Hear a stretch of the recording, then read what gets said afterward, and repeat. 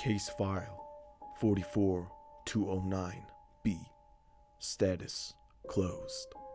The victim was Daniel Mercer, 42 years old, found in his office at 11:18 p.m. Cause of death: blunt force trauma. No weapon recovered, no forced entry. Security system active. There was no witness. Her name was Claire Holden, 37, co-worker. She claimed she was the last person to see Mercer alive. 3 interviews were conducted, all recorded, all documented, all signed. Interview 1, March 3rd, 9:12 a.m. Claire appeared calm. She said Mercer stayed late often.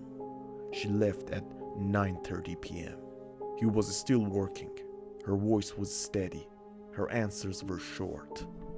Interview 2, March 4th, 2:40 p.m. She looked tired. She repeated the same timeline. No argument, no enemies, nothing unusual. Interview 3, March 6th, 11:07 a.m. She seemed colder, less cooperative. When asked if she feared someone in the building, she paused. 7 seconds of silence. Then she said no. The case moved forward. Evidence was thin. No suspects. 2 months later, it was closed. Unresolved. Detective Marcus Hale signed the final report. He did not like unfinished cases. But this one had nowhere else to go. 3 weeks after closure, an internal audit began. Routine. During file verification, an anomaly appeared. There were 4 interview recordings, not 3. The 4th file was labeled Interview 4, March 7th, 1:16 a.m. No one remembered scheduling it. There was no booking in the interrogation log, no officer assigned, no room reservation. The recording length was 12 minutes. Detective Hale opened it. The video feed showed interview room B empty. The clock on the wall read 1:16 a.m. After 12 seconds, Claire walked in. Alone. She sat down. There was no detective across from her, no visible officer. She folded her hand on the table and began to speak. "I know this one isn't recorded," she said quietly. The timestamp continued to run. "I know you don't remember asking me back." She looked at the empty chair. "But you will." Her eyes did not move. She spoke slowly. "Detective Hale, you should stop looking at this case." Hale paused the video. His name had not been released to the press. Claire had never addressed him directly into the other interviews. He resumed playback. Claire continued. "You're not supposed to be here tonight." She titled her head slightly. "Not on March 18. Hale checked the calendar. That date was 11 days away. Claire's expression did not change. "You think the door was locked," she said. It wasn't. A soft sound echoed in the recording, like a door closing somewhere behind the camera. Claire looked past the lens. Her gaze focused on something unseen. "He's standing there now," she whispered. The room in the video remained empty. The audio picked up the faint breath. Not hers. The timestamp froze at 7:43. The image glitched. For less than a second, a shape appeared in the reflection of the table, tall and distinct, behind her. Then the video resumed normally. Claire leaned closer to the table. "You won't remember this interview," she said. "You'll find it after you close the file." Her voice lowered. "And when you do, it will already be too late." The recording ended at 12 minutes exactly. No outro, no cut to black, just silence. Detective Hale checked the building access logs for March 7th. No entry under Claire Holden's name. No after-hours access. She checked the security footage from that night.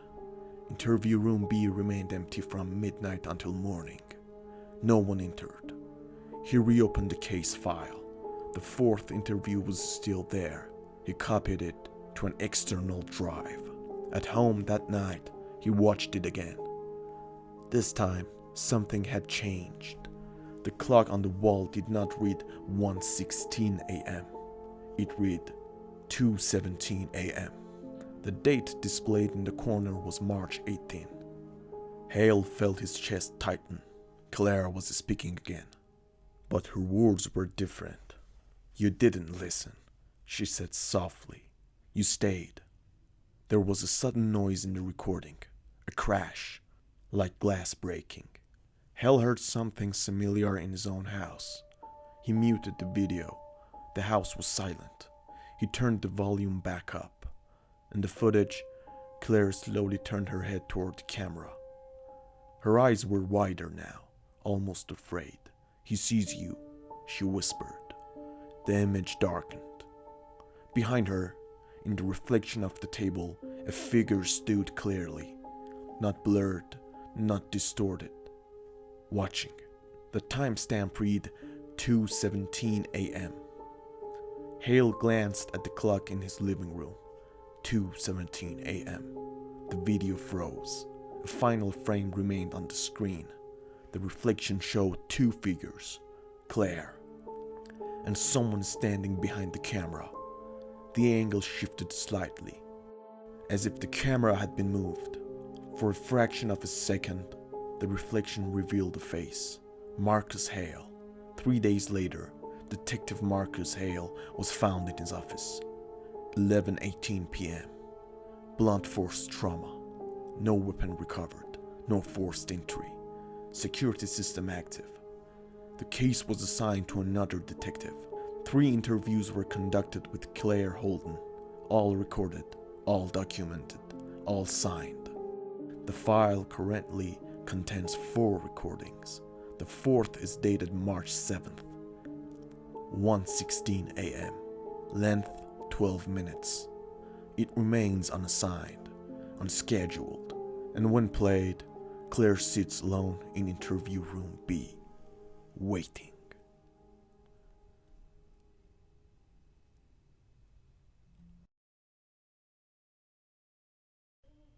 The case of Daniel Harbour was closed on April 3rd.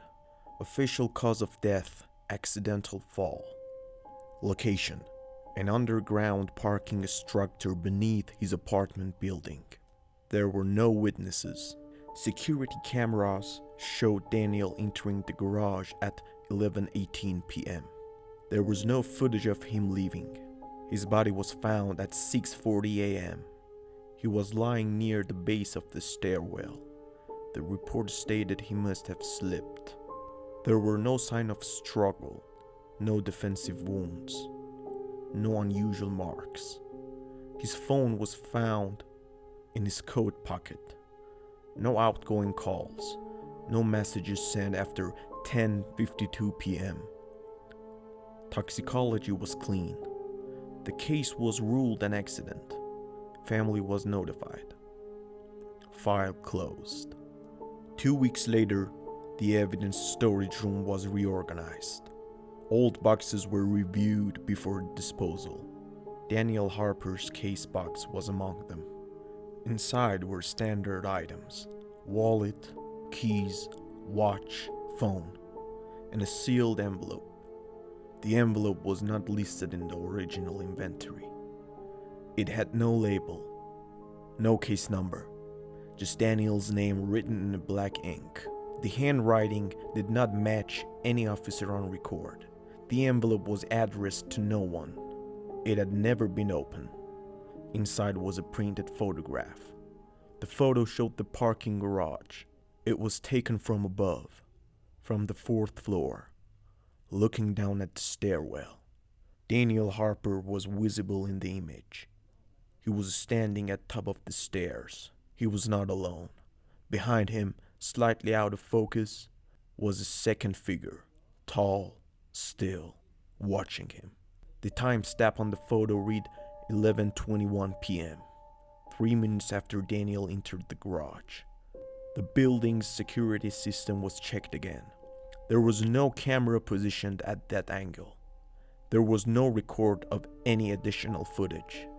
The digital file attached to the photograph had no metadata, no device information, no upload history, nothing. The envelope itself was tested. No fingerprints, no DNA. The paper was a standard office print stock. The ink was common. The investigation was briefly reopened.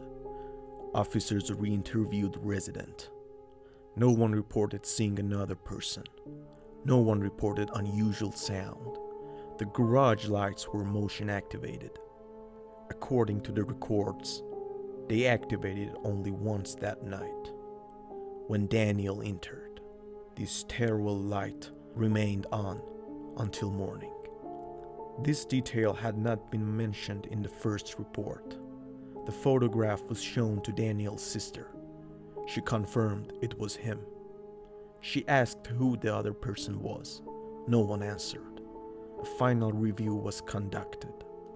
Fall was still considered possible. Accidental, unfortunate, but possible. The case was closed again. The envelope and the photograph were stored separately, not in the original box. Months later, during an audit, the photograph could not be located. There was no record of it being signed out, no transfer documentation, no destruction form. The envelope remained empty. One final note appears in the updated file. It is short, typed, official. It reads, "No additional evidence was recovered." Below it, written in pen, are 5 words. They are not signed. They are not dated. They say, "He was looking at someone." The case was simple, at least in the beginning. The victim was Marion Cole, 41 years old, school counselor. No known enemies. She was found in her car, engine off, doors locked, windows closed. The vehicle was parked near a public lake. There were no signs of violence, no injuries. The medical report listed the cause of death as unknown. Her body showed no trauma. Her lungs were clear. Her heart showed no defect. Nothing explained why she stopped breathing. The only unusual item recovered from the scene was a USB drive. It was found in the cup holder. No label. No case markings. The drive contained one video file. Length, 8 minutes and 14 seconds. The video showed Marion sitting in the driver's seat. The camera angle suggested it was recorded from the dashboard. She was alone. The timestamp matched the estimated time of death. In the recording, Marion says very little. She looks tired. At minute 2, she says, "I think it's followed me." No further explanation. At minute 5, she turns slightly toward the passenger seat. The seat appears empty. She nods, as if responding to someone. At minute 7, she whispers, "You don't need to prove it." The video ends with Marion looking forward, still, breathing slowly. The file was reviewed by 2 officers. They logged it as evidence. Case status, pending. 2 days later, the same file was reviewed again, this time by a different officer. The length has changed, 8 minutes and 22 seconds. The final 8 seconds were new. In those seconds, Marion turns her head.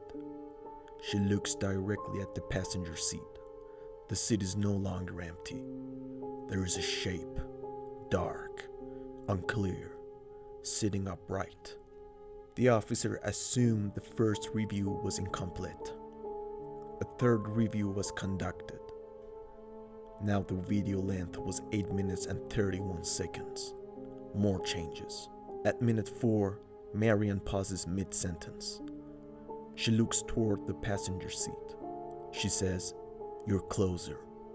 This line was not present in the original report. The digital log was checked. There was no record of editing, no file replacement. The creation date remained the same. The checksum matched the original entry. The drive was placed in secure storage. Access required 2 officers. 3 days later, during a scheduled audit, the video was opened again. Length, 8 minutes and 40 seconds. The shape in the passenger seat was clearer. Still dark, but now defined. A shoulder, a side profile, facing her. Marian was no longer looking forward at the end. She was turned fully toward the passenger seat, listening. The audio at the end had also changed. A second breathing pattern could be heard. Low, slow, not Marian's. The officers compared printed transcripts from the first review. The line, "You're closer," was not documented. The second breathing was not documented. Yet it was clearly present in the current version. The USB drive was disconnected immediately. A copy attempt was made. The copied file returned to 8 minutes and 14 seconds. The original length, no shadow, no added lines, no second breathing. The original drive was reconnected. Length, 8 minutes and 40 seconds. The shadow remained. Marian remained turned toward it. A note was added to the case file. Video appears inconsistent across reviews. The case was suspended. No official explanation was given. The USB drive was sealed and placed in long-term storage. Months later, a junior technician accessed archived materials for inventory. He opened the file. Length, 8 minutes and 53 seconds. He did not finish the video. He reported feeling watched. He stated that at minute 3, Marian looked directly into the camera. Not at the road, not at the passenger seat, into the lens. He said she smiled. This detail was not confirmed. The next day, the USB drive could not be located. There was no sign out, form, no transfer record, no disposal record. The final update in the system reads, "Evidence unavailable for review." Below it, written by hand, "It keeps improving."